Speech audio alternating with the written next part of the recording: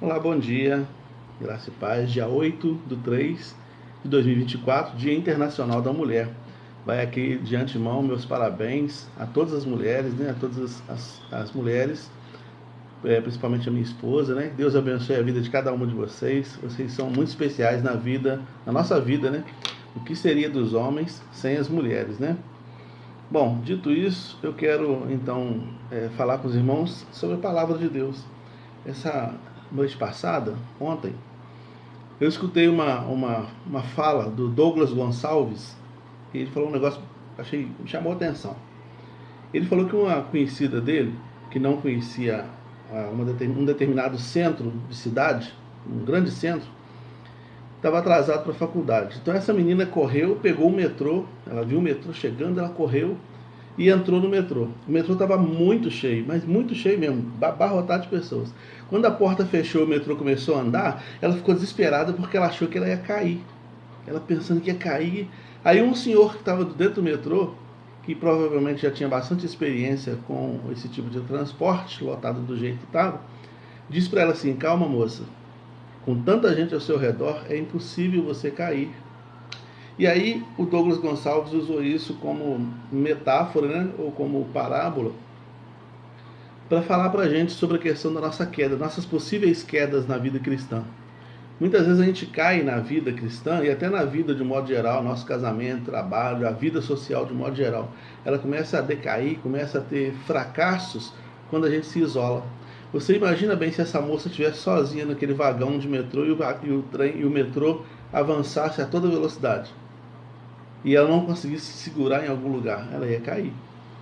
E assim acontece conosco também. Se a gente não tiver pessoas ao nosso redor, bastante gente ao nosso redor, não tiver um lugar para segurar, a gente vai cair.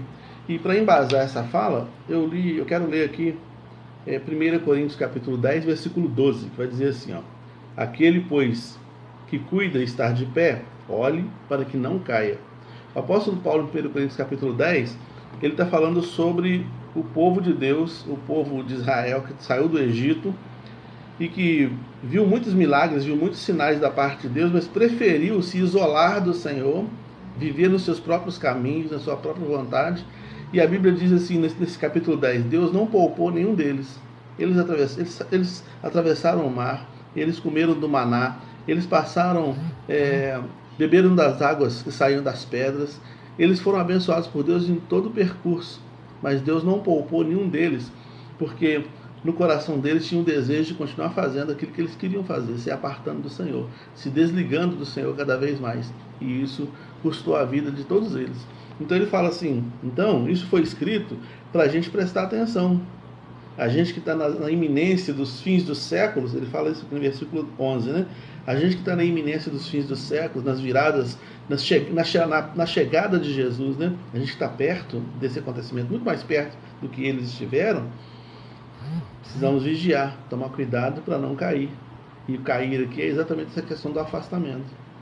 Então, para que a gente não caia, a gente precisa tomar alguns cuidados, né? Alguns cuidados a gente precisa tomar. Se você não segurar, você vai cair. E é interessante porque o isolamento, ele favorece a queda, né? Então evite isolar-se. Evite isolar-se. Tem pessoas que às vezes se isolam. Ah, eu não vou na igreja mais não, porque ouviu um negócio que não gostou, porque viu um negócio que não gostou, de repente viu lá uma pessoa cantando na frente que ele não gosta daquela pessoa, e esse tipo de sentimento não cabe na igreja, né? Então, assim, a igreja começou, ele se tornou um crítico da igreja. Quando a gente se torna um crítico da igreja, significa que a gente saiu dela. A gente pode estar de corpo presente dentro dela, mas todas as vezes que eu entro lá, o diabo vai colocar no meu coração pensamentos de crítica à igreja, que vão deixando bem claro para mim que eu estou fora dela, né? Quando eu estou dentro dela, eu falo nós erramos, nós falhamos. A gente vê os profetas fazendo isso, né? Isaías, Deus falou com Isaías assim: Isaías, eu preciso, essa nação está afastada de mim, e essa nação precisa voltar para mim. Aí Isaías vai e confessa, nós pecamos, nós falhamos, nós precisamos voltar. Daniel também falou, nós falhamos, nós pecamos. Jeremias, todos eles falaram, nós pecamos. Então quando você fala assim, a igreja está errada, a igreja pecou, a igreja agiu assim, a igreja...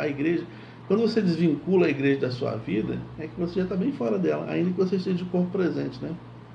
Então, não se afaste da igreja, não. Ame a sua igreja, promova a sua igreja, faça a sua igreja crescer, contribua financeiramente, contribua com dons e talentos. Faça a sua igreja crescer, porque a igreja é uma rede de apoios que mantém as pessoas de pé. Quantas famílias são refeitas por causa da igreja? Quantos pais de família às vezes estavam nas drogas, na bebida, na vida promíscua, a família estava desestruturada, mas aí a palavra de Deus entra naquele coração, a pessoa começa a frequentar a igreja e vai estar sendo transformada pelo poder do evangelho, e uma família é salva, uma vida é salva. Sabe, isso não tem preço. Jesus falou assim, uma alma salva vale mais que o mundo inteiro. E a igreja é a agência de Deus, é a instituição de Jesus. Ela é a instituição de Jesus para a salvação de vida, salvação de casamento, salvação de integridade emocional, salvação de integridade física, né? Salvação de integridade espiritual. Então, sozinho, meu irmão, você vai cair. Não cai nessa de falar assim, já que eu tenho a opção de assistir pela internet. Uma vez uma pessoa falou isso. Eu falei, meu irmão, você sumiu da igreja, não tenho te visto lá na igreja mais. Pastor, agora que a gente tem essa opção de assistir pela internet. Eu falei, não é opção, não, foi necessidade, em virtude da pandemia e tudo aí, a gente teve então que adaptar o contexto da internet. Mas tão logo você possa voltar, volte a frequentar, precisa do seu calor, precisa do seu testemunho. A igreja é uma rede de apoio, onde as pessoas que estão ali são pessoas que vivem experiências com Deus, que têm vivido experiências com Deus, e eles emprestam essas experiências para fortalecer a vida uns dos outros. Lembra da live de ontem? Exortai-vos uns aos outros, conforme está escrito lá em Hebreus 3, versículo 13. Exortai-vos uns aos outros. Então, quer dizer, a experiência de um vai fortalecendo o outro, a minha experiência fortalece o outro, a do outro fortalece a minha, e a gente vai crescendo. Estamos juntos dentro do metrô lotado. E junto dentro do metrô lotado é impossível cair. Repare que quando você se isola, os maus pensamentos tomam conta da sua cabeça. É quando você está sozinho que você permite certos pensamentos. É que você permite certas concessões na sua vida que vão minando aos poucos, né? Você permite hoje, amanhã, depois da manhã, vai só crescendo de proporção. E daqui a pouco você está tão distante de Deus, você nem percebeu, né?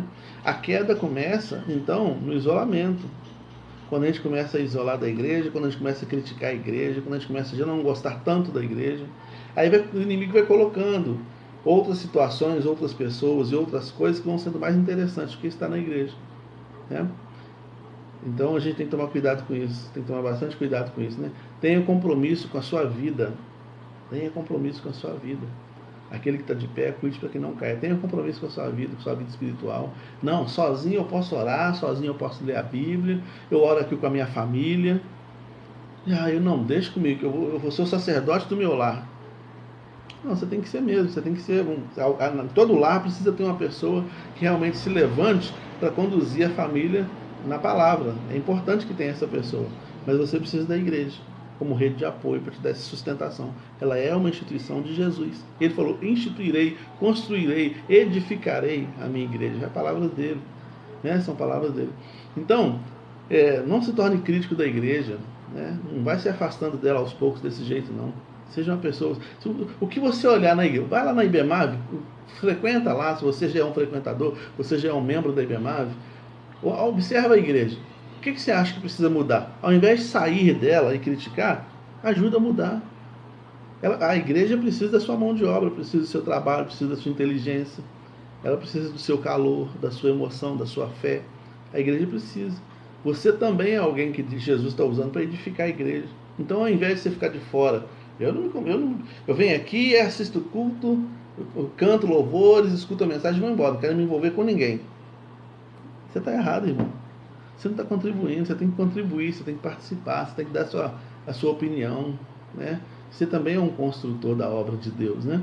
E é uma obra que salva você, salva a sua família, que te ajuda a crescer, te estrutura a sua família, te instrui na palavra, né? Vai te instruindo na palavra. Ou seja, você está dentro do vagão do metrô, todo mundo ao redor ali. Então, você pode até movimentar para lá e para cá, mas cair você não vai, porque está todo mundo ali muito, muito junto, né? Está todo mundo muito junto. Então, a gente tem que tomar cuidado para a gente já não estar caído, né? Se a gente já tiver um pouco caído, se essas falas já me fez identificar que eu estou com algum ponto de queda, eu preciso retornar, né?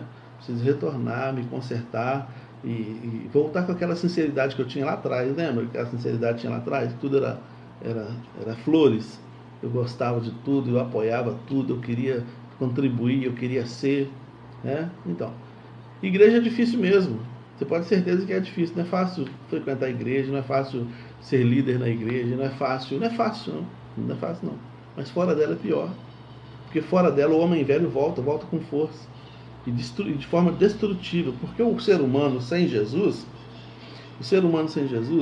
ele é uma bomba relógio, ele já está programado para a sua autodestruição, entendeu? Ele já é assim.